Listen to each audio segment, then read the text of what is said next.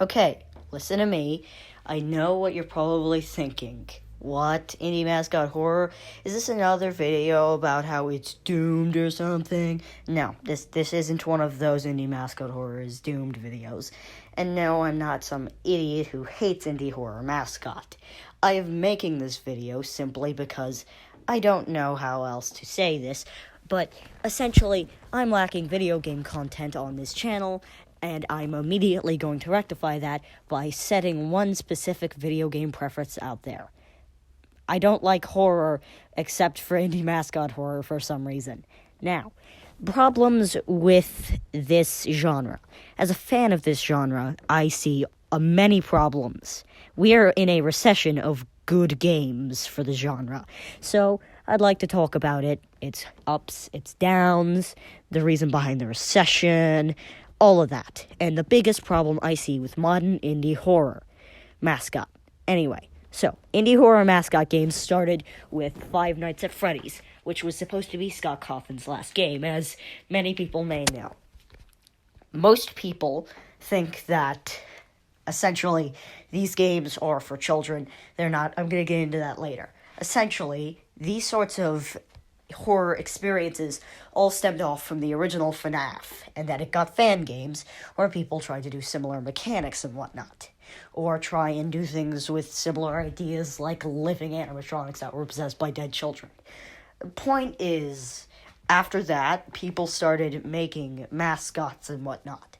And then the very next indie horror game that I know coming out was Bendy and the Ink Machine, which was actually, it was for the money, sure, but there was effort in there at first.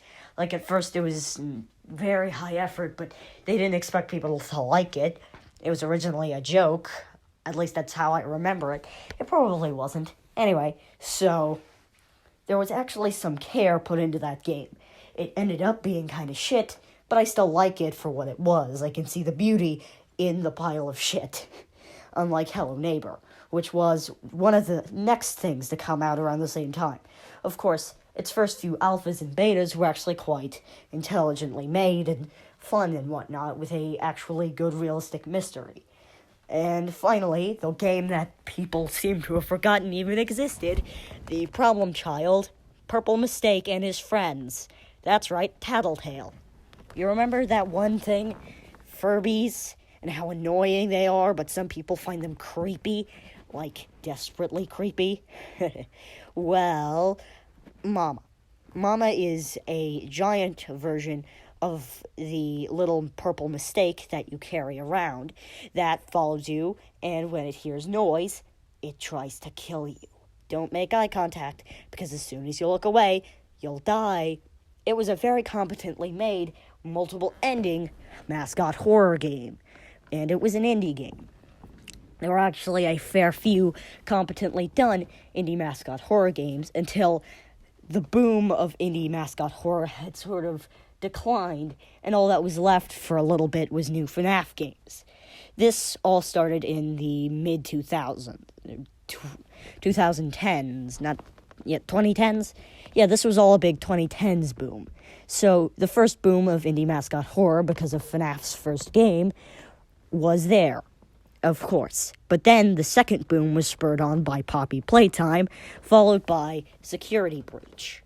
Okay, so let's just start it right here. This is when everything shit hit the fan, because this is when everyone started thinking the wrong thing. Everyone got the wrong idea.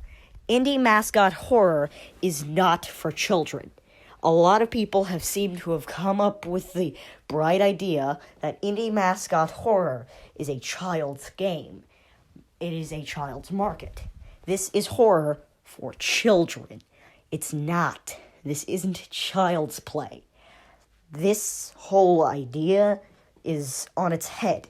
The original indie mascot horror games understood that this was horror, but with a mascot. Specific mascot tied to it. This wasn't just a bunch of different crazy monsters. This was mascots. Proper, recognizable characters that could get limited merchandising. This whole thing only seems to work under the indie guys. I don't see many horror mascot games that aren't indie horror mascot. And even then, a proto-indie horror mascot game would technically count by Slender Man, but that wouldn't be in the boom, so I'm not counting it here. But after FNAF started losing its steam, Poppy Playtime and books and everything, some people started to think for children, because toys, animatronics, goofy stories. But here's the thing. That assumption makes zero sense, because do you want to know what these are stories about? Child murder! The very first, pretty much all of them are actually about murder, usually child murder. And then their souls being experimented on, or their blood, or their organs. What? How is this for children? How? I can't see it. No, this is not for children. You are actively trying to show children things about child murder. With blood, the word murder. I don't see how they got their wires crossed, but this seems to be one of the biggest mistakes made in the indie gaming scene. Mistaking something horror as something for kids. Something about murder as something for kids. And so now it's been tainted, and even FNAF. Okay, we'll get to security breach later. But the point is, indie horror mascot went on a big decline because of the second boom. A big rush of influencers and people liking the idea and the genre all came in with new games immediately coming out to support this, a big boom of games. So the 2020 boom of indie horror mascot is what I'd like to talk about throughout the majority here. Alright? So, Chapter 1. The history of indie mascot horror proper.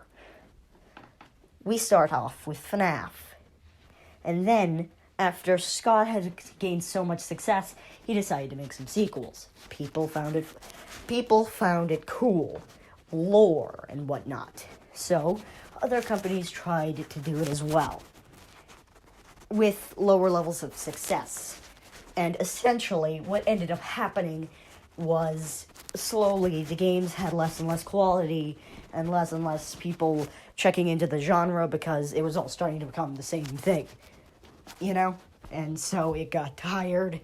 People stopped making games for it, other than FNAF and Boris and the Dark Survival's numerous updates in between the two indie horror booms. And essentially, not much happened. Chapter 2, the second boom. Essentially, the second boom of mascot indie horror started with the most popular controversial game in the entire thing. We thought this was going to be the most controversial thing in indie mascot horror. Then security breach happened. And then Ban happened. That's going to be a chapter all on its own.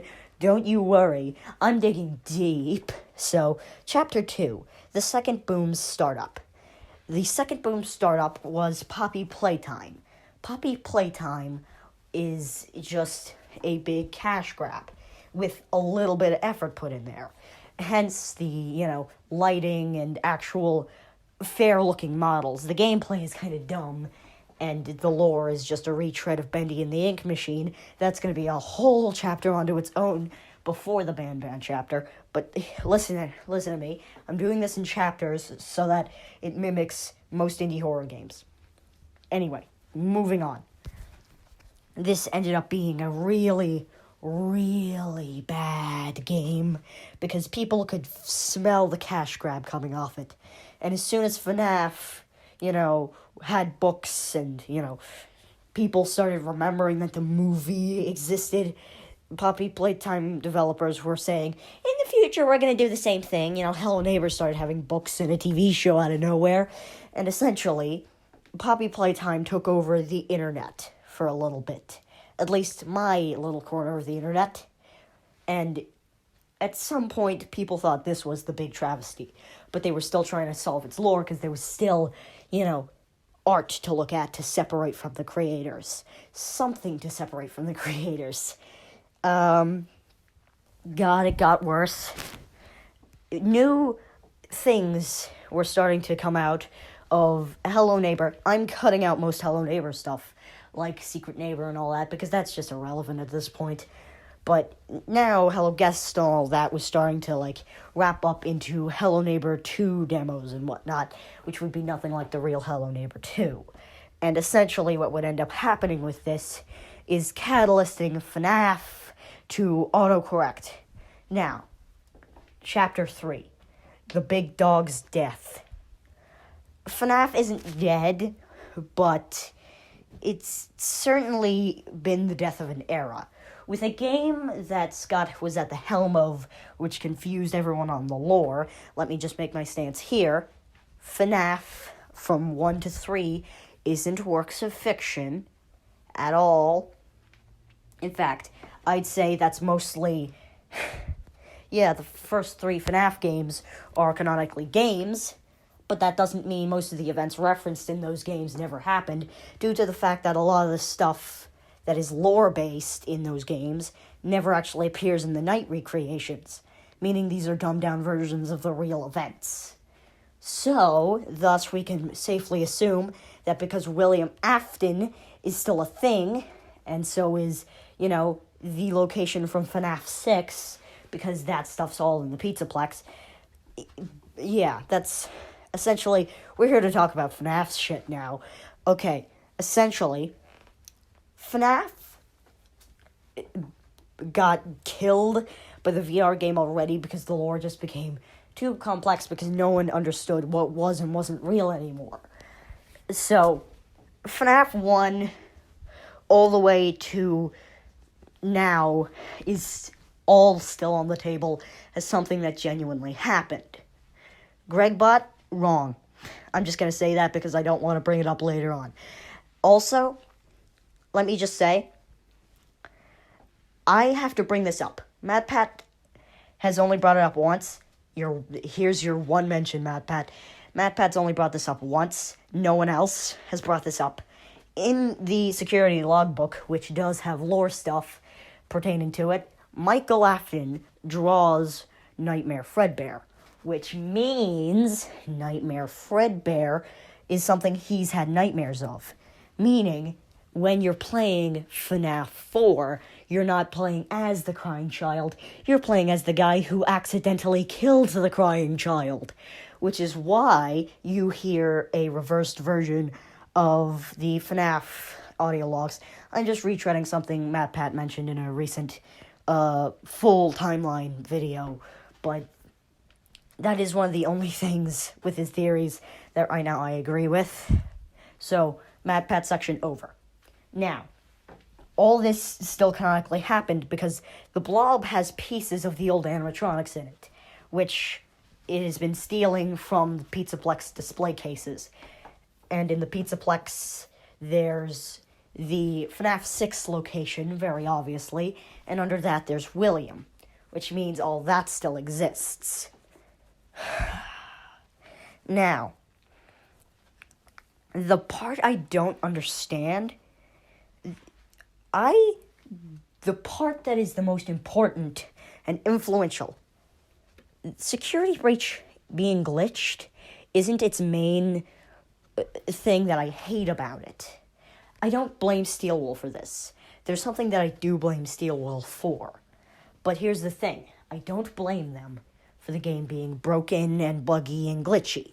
You see, Steelwool, being new to everything, had pressure from Scott, who, due to recent backlash, was now on the back seat of game control compared to everyone else. And then you had, Sony pushing them to make the game. I'm not blaming Sony specifically here either, because they must have saw Scott churning out a FNAF game every other week and thought that the same could happen with this game, since, it was bigger, but it also had a bigger team. So they must have assumed, they're just built differently, and pushed them to get it done really quickly. So no one here is particularly under blame. Scott's not used to working with people, so I can understand him. I don't blame anyone for the buggy mess. It was a combination of people, and no one did too bad, to be honest. I probably would have made a lot of the same mistakes in some certain people's shoes.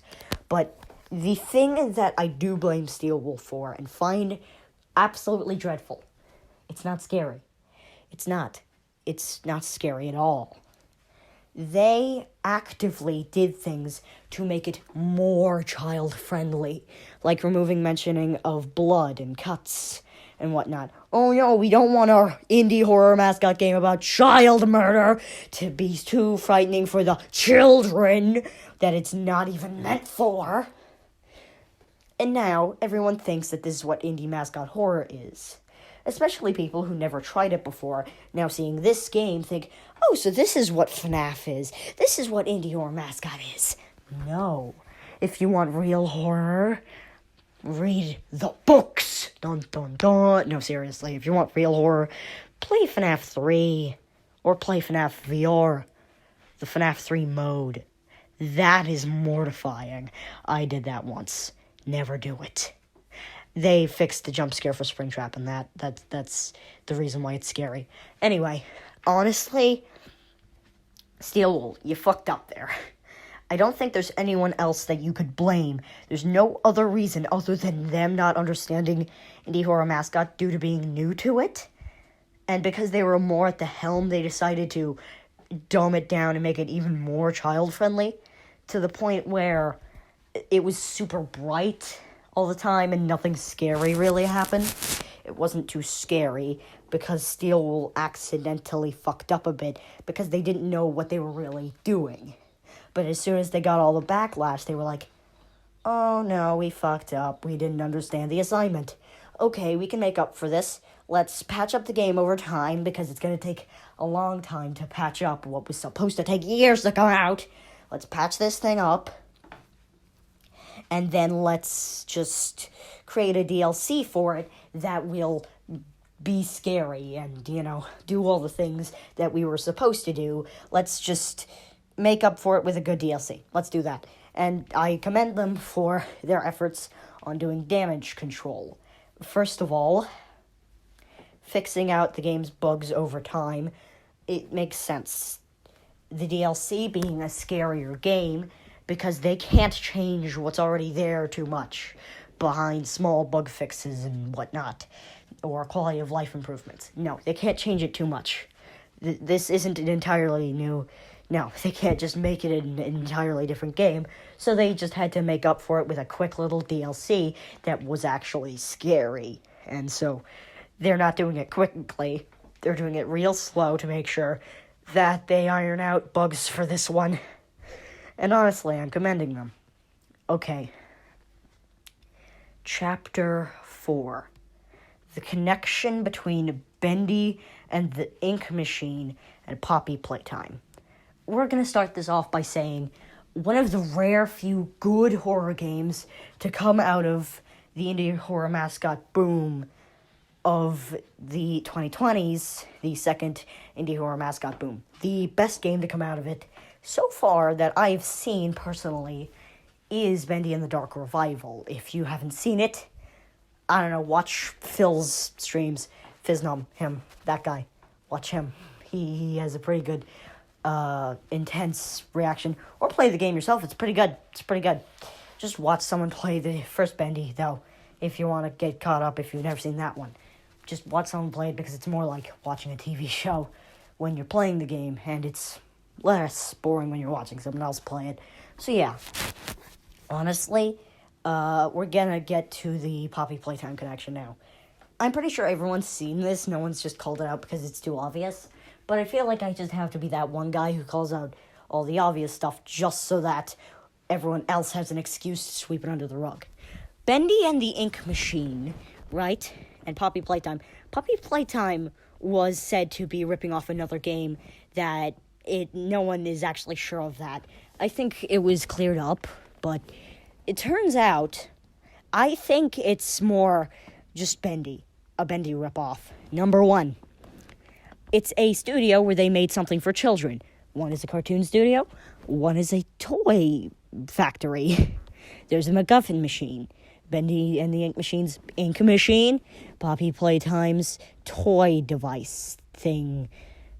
I don't really know how to describe it. an obsession with bringing the childhood wonder to life. Joey Drew making the Bendy monsters. Poppy Playtime making the Poppy Playtime toy monsters.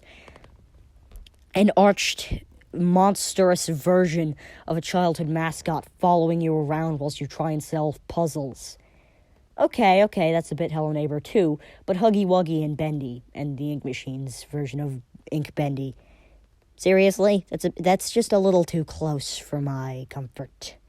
And then you have 5 chapters. It's always 5 chapters, yeah, but it's just a small detail that adds fuel to the fire. It's sickening, really, how it is just obviously a clone of that. And everything is cloning another thing, so that it's slowly distilling down into its own thing entirely.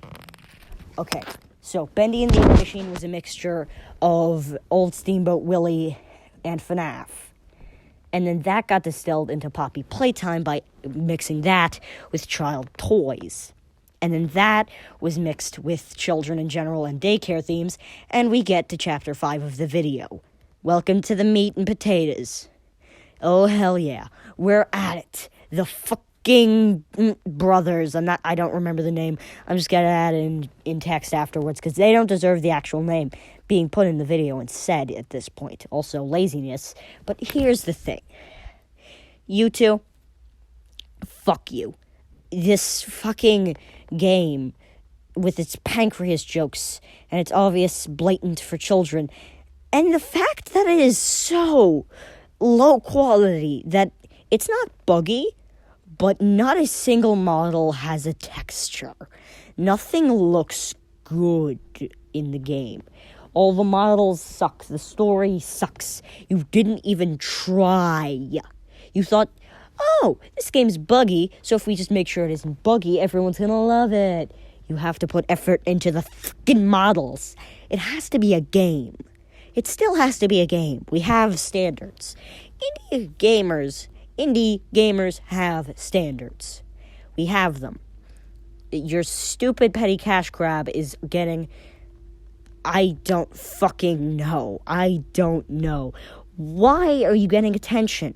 Because people are curious. That's why. The Meatly made Meatly Storage World to make fun of this game. It had a merch page on the screen of the first game. On the screen of the menu. I'm gonna call it Ban Ban. Because I don't care how it's actually pronounced. And to make fun of Euphoric Brothers. That's what. Fuck you, Euphoric Brothers. They made a game making fun of suicide and depression and murder. They're assholes. They're pieces of shit.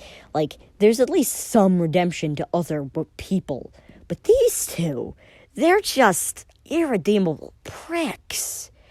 And we barely know anything about them as people. Just think of what we would know. For all we know, they enjoy kicking puppies. Because they already are so screwed up in the head that they created Ban Ban. I am not going to go into details about what Ban Ban itself is like, because there is no doubt in my mind that if you are watching this far into this video in particular, that you have seen at least a little bit of the first game, or at least seen the models and understood that you don't need a deep look. I've watched people play the different chapters of the game just so that I know what I'm critiquing here. But I'm saying you can trust me because I'm some low-level kid on the internet who's not saying anything new. Thus, what reason would I have to be untrustworthy? Why would I lie? I'm not even going for clout. So, honestly, you don't need to dig deep here. Just, God fucking damn it. Why? And there was a plot twist that made no sense. It was built...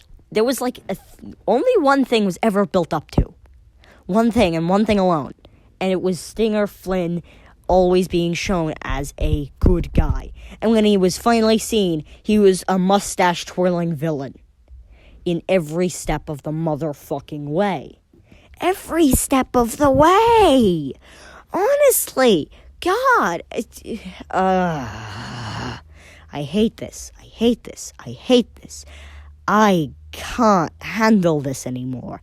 If you are a fan of the indie horror genre, kudos to you for sticking in this long. Kudos to me for sticking in this long as well, because I've been here since FNAF 1. I'm tired. I want to go home. I am home, but I want to go home as if I'm not home, because in a world where Hello Neighbor 2 is a rated indie horror mascot game, it is a world I don't want to live in anymore. We need more standards, okay? I've seen indie games that were like one or two people that have pushed the boundaries of video games themselves. And that is not a joke. Have you seen Kindergarten 1 and 2? Those two games are just so cool. And these people have shown that they have the talent to make something good if they just took the time and tried. And we have messes. Buggy, stupid messes on our hands. God, I don't like this. Oh, God. Bonus 6th lore night. We're going in. Alright, baby, let's talk about the lore. You've been into this video so long that you deserve a treat. A little lore expose. Lore about me. I've decided that, hey, whenever I feel really big on talking about a topic, I am going to info dump all my feelings on the topic that I can in as cohesive as a way as possible. And I am going to mostly be doing it about video games because that is a very big thing recently. Eventually, I'm going to do an episode of this on movie adaptations and adaptations in general after that at some point. Honestly, I've got a lot of future plans and video series and whatnot.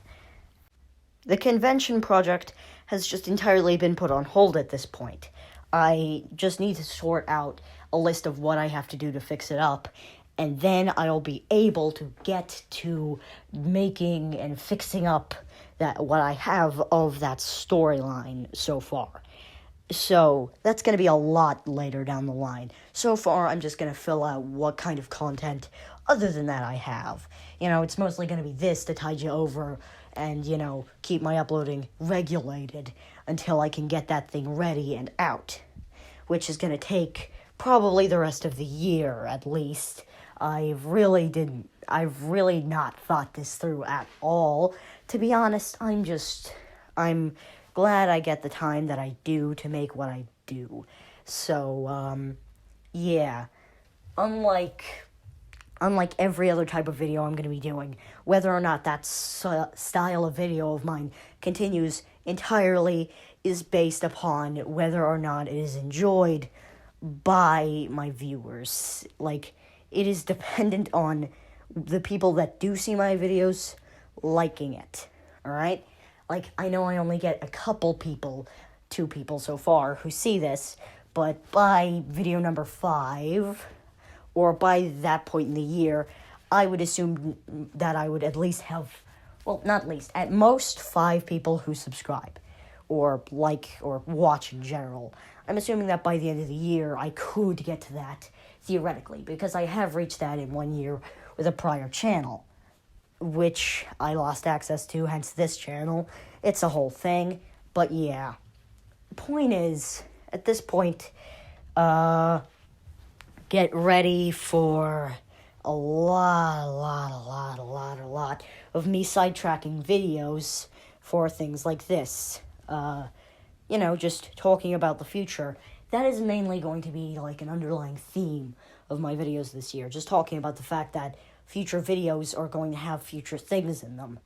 And I can't wait for the time I finally am confident enough to do those things and I'm actually able to get what I need for the animated stuff that is supposed to be more like a TV show.